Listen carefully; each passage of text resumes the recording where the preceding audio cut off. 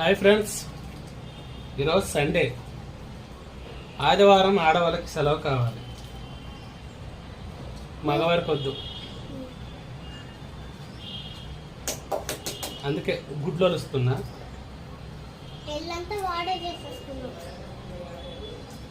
లేదులే అమ్మ,